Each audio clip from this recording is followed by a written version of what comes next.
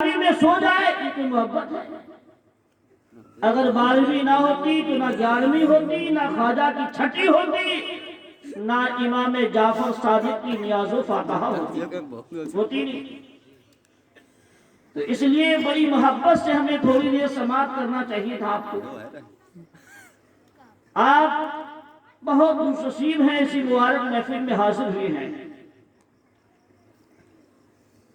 شاعر کہتا ہے جاگنا ہے جاگ لے افلاک کے سائے تلے، جاگنا ہے جاگ لے افلاک کے سائے تلے، حشر تک سونا پڑے گا خاک کے سائے تلے،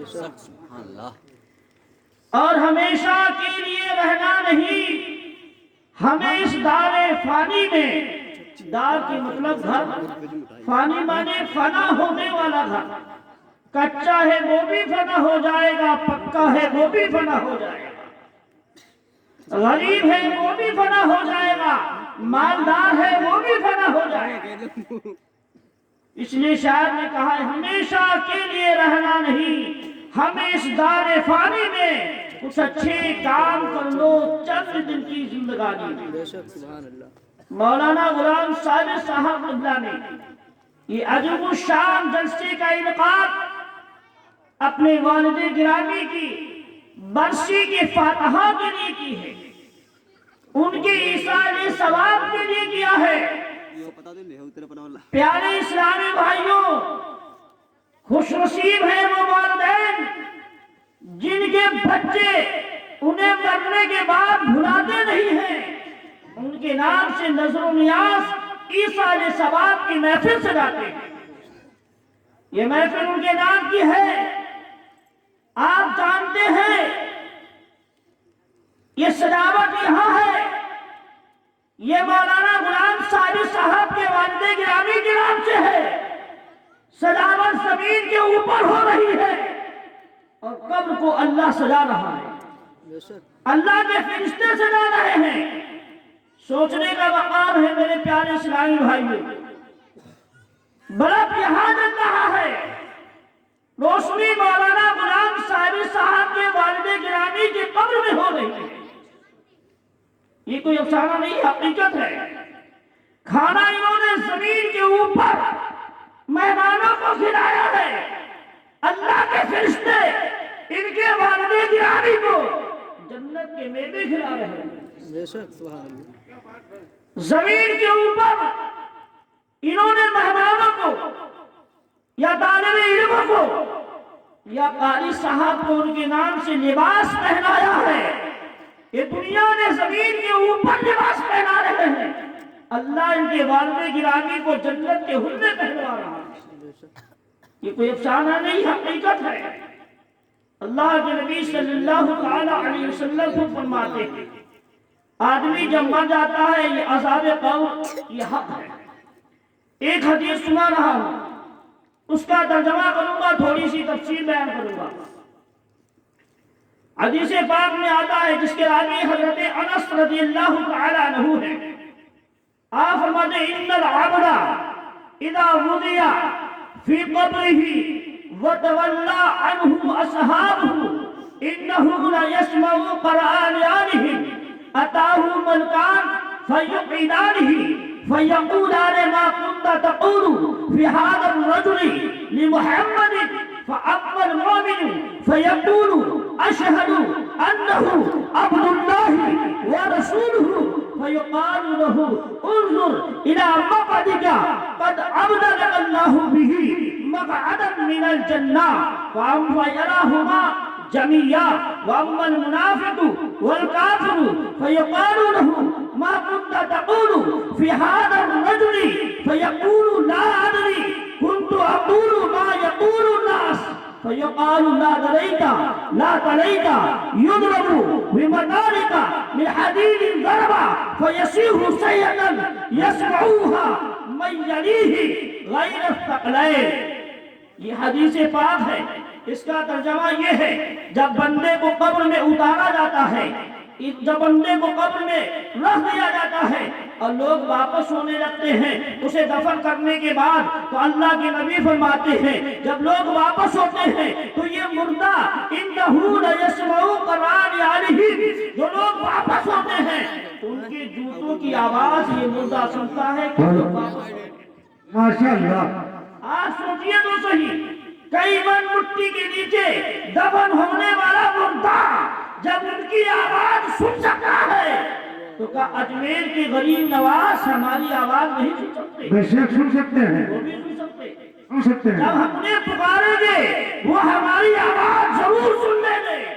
और हदीस में आता है जब बंदा जब सवाल होगा नबी के बारे में कि तुम इनके बारे में क्या कहते हो, अगर उसने नबी को पहचान लिया, बंदा मोमिन है, नबी का चाहने वाला है, तो कहता है फयक़ूलु अशहदु अन्नहु अब्दुल्लाहि व रसूलुहु, ये अल्लाह के बंदे हैं, उसके रसूल है।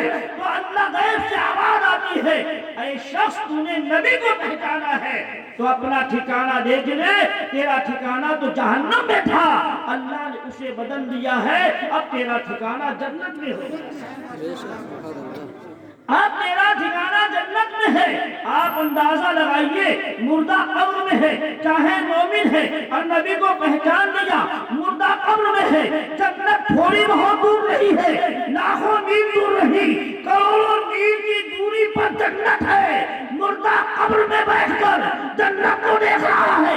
जब एक मुर्दा अपनी कब्र में बैठकर जन्नत को देख सकता है तो अजमेर के गरीब नवाज अजमेर में बैठकर हम गुलामों को नहीं देख सकते? बेशक नारे तकबीर, अल्लाहू अकबर, नारे तकबीर, अल्लाहू अकबर, नारे रिसालत, या रसूलुल्लाह, मिलादुन नबी जिंदाबाद, मिलादुन नबी जिंदाबाद, अल्लाह फकीर नबी इब्राहिम नाम किबला जिंदाबाद, नारे तकबीर, अल्लाहू अकबर। यकीनन हर आदमी को मरना है और कब्र का अजाब हम है, हर आदमी को होना है कब्र का अजाब। आप कहेंगे कब्र का अजाब अगर सबको होना है, हम देखते हैं आदमी मर जाता है, जिस्म सामने पड़ा हुआ है लेकिन हमें दिखाई नहीं देता है, इस पर अजाब हो रहा है कि नहीं हो रहा है, तो मैं तुम्हें बता देता हूँ ये रब की मशीयत है, हमें आपसे पोशीदा कर रखा है। अल्लाह के नबी फरमाते हैं अगर अज़ाब कब्र तुम्हें दिखा दिया जाए तो तुम अपने मुर्दों को दफन करना छोड़ दोगे। अब आप कहेंगे लेकिन जिसे आग में जला दिया, जिसे समंदर में मछलियों ने खा लिया और जो गल गया सड़ गया, जिसे जंगल का शेर खा गया, उस पर अज़ाब कैसे होगा? उस पर अज़ाब कैसे होगा? अज़ाब तो सब पर होगा, चाहे आग में जला दिया जाए, चाहे उसे समंदर की मछलियां खा जाए, चाहे शेर खा ले, अज़ाब सब पर होता है, सवाब सबको मिलता है। अल्लाह ताला ने आदमी के जिस्म में कुछ अज़दाए असलिया रखे हैं, न जिन्हें आग जला सकती है, न जो गल सकते हैं, न सड़ सकते हैं, रूह को मुताल्लिक कर दिया जाता है, उसी के जरिए से आदमी को सवाब और अज़ाब मुरत्तब कर दिया जाता है। आप देख लीजिए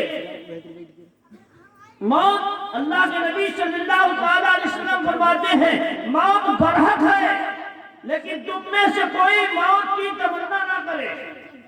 मौत की तमन्ना नहीं करना चाहिए, इसलिए अगर बंदा गुनाहगार है तो हो सकता है उसकी नेकियों में इजाफा हो जाए, नेकियां बढ़ जाए, उसे तरक्की मिल जाए।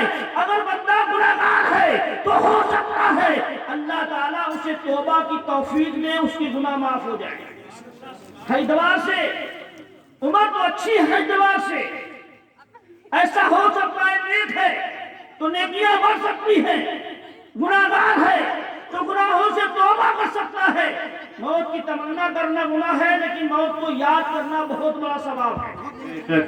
सहाबा ने किया रसूलल्लाह क्या मौत को याद करना कितना बड़ा सवाब है, तो अल्लाह के नबी फरमाते हैं कि अगर कोई आदमी मौत को याद करता है تو اللہ اسے اتنا ثواب دیتا ہے. ایک آدمی کوئی وہ آدمی میدان کارساز میں نہ جائے, تلوار نہ چلائے, اپنا سر نہ کٹائے, خون نہ بہائے, کیونکہ شہید جب میدان میں جاتا ہے اپنا سر کٹاتا ہے, خون بہاتا ہے, تو اللہ اسے شہادت کا مقام دیتا ہے.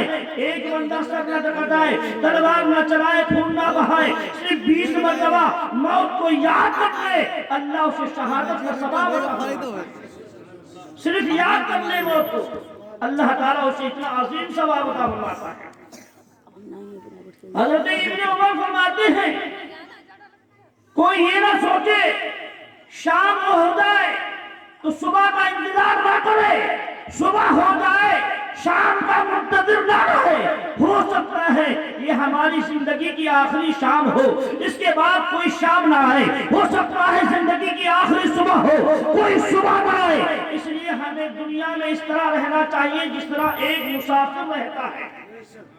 آدمی سفر کرتا ہے, راستے بڑے سے بڑے ہوٹل ملتے ہیں, بڑے بڑے پارک ملتے ہیں, لیکن کسی ہوٹل میں اپنا دل نہیں لگاتا, پارک میں اپنا دل نہیں لگاتا, کیونکہ وہ کہتا ہے یہ ہوٹل ہماری منزل نہیں ہے, یہ پارک ہماری منزل نہیں ہے, ہمیں اپنی منزل پر پہنچنا ہے, ہمیں اپنے مقصد پر پہنچنا ہے. اسی طرح یہ دنیا ہماری منزل نہیں ہے, ہماری منزل تو قبر ہے, ہماری منزل تو حشر ہے. وہاں جانا ہے. دنیا میں دل نہ لگاؤ, دنیا میں رہو لیکن دنیا دار نہ بن جاؤ, دنیا میں رہتے ہوئے دیندار بھی رہو, اپنے بال بچوں کو حلال کمائی کھلاتے بھی رہو. حدیث میں آج جو بندہ اپنے بچوں کو حلال کمائی کھلاتا ہے اللہ تعالیٰ اسے بھی شہادت کا مقام عطا فرماتا ہے, اللہ اسے بھی شہادت کا ثواب عطا فرماتا ہے. خوش نصیب وہ آدمی ہے جو اپنے بچوں کے لیے رزق حلال تلاش کرتے ہیں. اور موت تو جانتے ہو کسی ٹائم بھی آ سکتی ہے. آدمی بچہ سوچ رہا ہے ابھی ہمیں جوان ہونا ہے, جوان سوچتا ہے ابھی ہمیں بوڑھا ہونا ہے, بوڑھا سوچ رہا ابھی ہمیں بہت دن جینا ہے, جوان کے اندر طاقت ہے سوچ رہا ابھی لمبی عمر باقی ہے. ایسا نہیں, آپ کو دیکھ رہے ہو آپ کی موت ایسی آ رہی پتہ ہی نہیں چلتا ہے, ہارٹ اٹیک پڑ جاتا ہے, فوراً آدمی چلا جاتا ہے, ابھی ہنس رہا تھا پھر چلا جاتا ہے. حدیث پاک میں آتا ہے جو اچانک موت آتی ہے یعنی ایک دم آ جاتی ہے, آدمی کو ٹائم نہیں ملتا توبہ کرنے کا, آدمی کو ٹائم نہیں ملتا عمل کرنے کو, آدمی کو ٹائم نہیں ملتا کسی کو وصیت کر دے, کوئی نصیحت کر دے, اپنا خزانہ بتا دے یا اپنا عمل بتا دے, آدمی کو ٹائم نہیں ملتا. ایسی موتیں یقیناً اللہ تعالیٰ کی بارگاہ میں پکڑ ہوتی ہے. یعنی جو ایسی موت جس کو آتی سوچ لو یہ اللہ کی پکڑ ہے. حدیث پاک میں آتا موت الفجاعتی و اخذت الاسفی, جو اچانک موت آتی ہے یہ غضب الہی ہے, اللہ کی ناراضگی کا سبب ہے. لیکن کبھی ایسا بھی ہوتا ہے موت اچانک آتی ہے اللہ کی رحمت بھی ہوتی ہے. تو اس کے متعلق آتا ہے اخذت الاسفی للکافر ورحمت للمؤمن, یعنی جو ایمان والا نہیں ہے اچانک موت اس کے لیے زحمت ہے, اور جو ایمان والا ہے اس کے لیے رحمت ہے. تو اس لیے ایمان والے رہو, اللہ رسول سے پکی اور سچی محبت رکھو. آج آپ نے دیکھا ہوگا موت جب روح نکالی جاتی ہے بڑی شدت کا درد ہوتا ہے. بہت سے لوگوں کو دیکھا ہوگا ان کی روح نکلتی ہے اور مرنے کا ٹائم ہوتا ہے تو پورے پسینے میں بھیگ جاتے ہیں, پسینے میں تربتر ہو جاتے ہیں. ہمارے والد گرامی کا جب انتقال ہوا تھا یہی مہینہ چل رہا تھا, سردی کا موسم تھا, پسینے میں تربتر تھے. بھائی ہم سے بڑے جو بھائی تھے رونے لگے کہ اتنی شدت کا درد ہو رہا ہے, ایسی تکلیف, پورے پسینے میں سردی میں بھیگ گئے. میں نے کہا رونا یہ عملے, یہ خیر کی علامت ہے, یہ بھلائی کی علامت ہے. مرنے کے بعد اس کی پیشانی پر پسینہ نکل آئے یہ بھلائی کی علامت ہے, جنتی ہونے کی پہچان ہے. حدیث پاک میں آتا اللہ کے نبی صلی اللہ تعالی علیہ وسلم فرماتے المؤمن بعرق الجبین, مومن پیشانی کے پسینے سے مرتا ہے. یعنی جب اس کی پیشانی پر پسینہ آتا ہے اس کی روح نکالی جاتی ہے, شدت کا درد ہوتا ہے, جو بھی درد ہوتا ہے اس کے ذریعے سے اللہ اس کے سارے گناہوں کو معاف کر دیتا ہے, سارے گناہ بخش دیتا ہے. اس لیے پیارے اسلامی بھائیوں، یہ پسینہ آنا پیشانی پر، پسینے میں تربدر ہو جانا، اگر مردہ پسینے میں تربدر ہو رہا ہے، پیشانی پر مرنے کی طرح پسینہ آ رہا ہے، تو جان جاؤ یہ مردہ نیک ہے، یہ جنتی مردہ ہے، یہ عمل خیر ہے، یہ نیک عمل کی پہچان ہے، یہ عمل خیر کی پہچان ہے۔